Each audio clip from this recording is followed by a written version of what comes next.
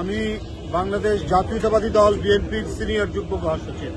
আমার নাম রুহুল কবির রিজভী।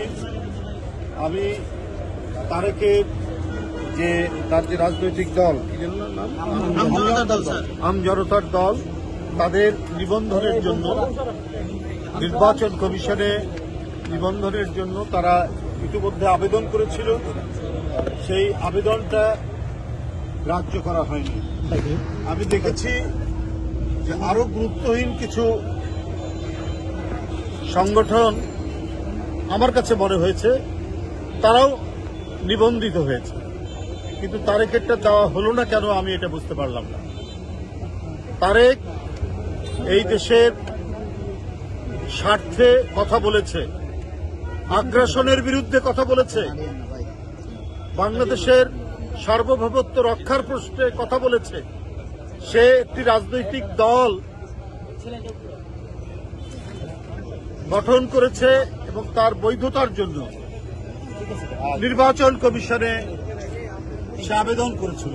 সে তো কোনো গোপন রাজনৈতিক দল করতে চায়নি, সে আইনসম্মত রাজনৈতিক দল করতে চেয়েছে।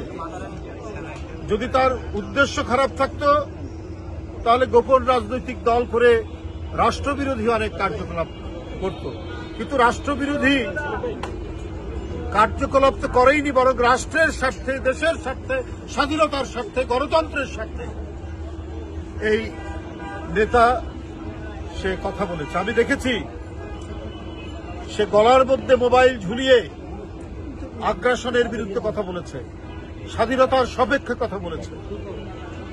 এই দেশকে যারা আমাদের অর্থনৈতিকভাবে, রাজনৈতিকভাবে, সাংস্কৃতিকভাবে আধিপত্য বিস্তার করতে চায়, সে আধিপত্যবাদের বিরুদ্ধে কথা বলেছে।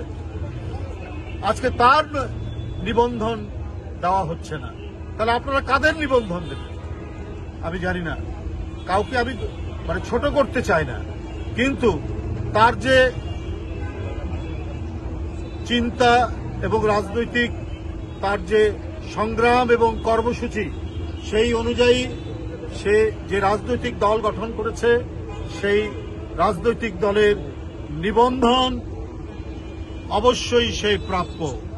এবং এই ন্যায়সঙ্গত কারণে যে অবস্থান ধর্মঘট নাকি অনশন করছে, তার এই 50 ঘন্টা যে অনশন করছে, এই অনশন কর্মসূচির প্রতি আমি বাংলাদেশ জাতীয়তাবাদী দল বিএনপির পক্ষ থেকে পূর্ণ সংহতি জ্ঞাপন করছি। ধন্যবাদ।